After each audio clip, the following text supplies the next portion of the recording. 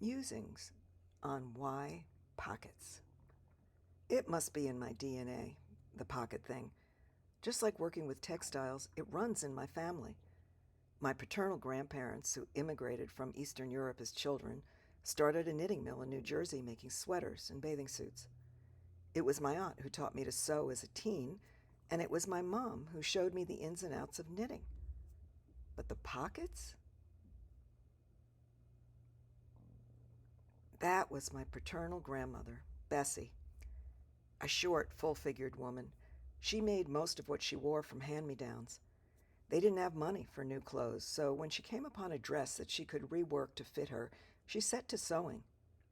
Her short stature was a plus in this case, because it allowed her to use the extra fabric from the length of a garment to add to the width, with just enough left over to add pockets to each piece. I remember her wearing flowery dresses with large, full pockets, though I rarely knew what was in them. My mom was always knitting something, and she taught me very early on to do basic stitches. She was the one who sewed the satin binding on my precious baby blanket each time I wore it thin. I credit her with being able to sew on buttons and redo hems when none of my friends even knew how to thread a needle. I spent hours each weekend in my aunt's basement learning the basics of sewing garments. We pored over patterns, lost track of time as the hours passed huddled over the cutting table. I had a natural love of textiles from the time I was a child. They felt like love to me, the only form of love that didn't carry some baggage along with it. They were safe, comforting, and it was the only way I could bond with anyone in my family. I wanted to be loved, so I knitted and sewed. I wanted to feel like part of something, and those activities gave me a sense of belonging. I wasn't judged for them as I was for just about everything else I said or did. But back to pockets. Reflecting on my own reasons for designing with pockets, I've come up with a simple explanation to add to the memories that were etched in my mind from my grandmother.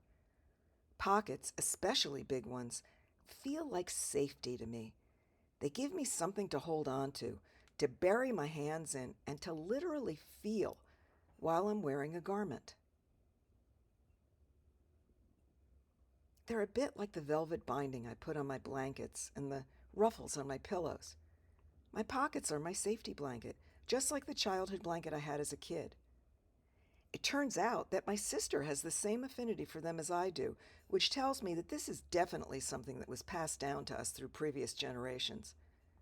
We inherit it unknowingly and are carrying it with us to this day. When I design clothing, it's with a similar intention as the blankets and pillows I create, wrapping myself and others in comfort, love, and a feeling of safety, and doing it with beauty as the motivating force. It's not enough to feel the comfort and love, though, not for me. Real beauty has to be present. Wearing something that is truly beautiful, made with spirit's guidance and created from passion, elicits a feeling of my own sacredness each time I wear it. It's a symbol of self-love. When I make one for someone else, it's my way of saying the same of them. It makes a difference what we surround ourselves with, what we drape on our bodies. They're our temple, the homes of our souls. Treating them as such, adorning them in ways that reminds us of their sacredness, not only brings us joy, but says to us and those who are in our presence that we understand the gift that they are. I wish I had one of my grandmother's dresses, pockets and all. But in lieu of that, I plan on passing down some of my own creations with the stories that go with them so that this sentiment lives on beyond me.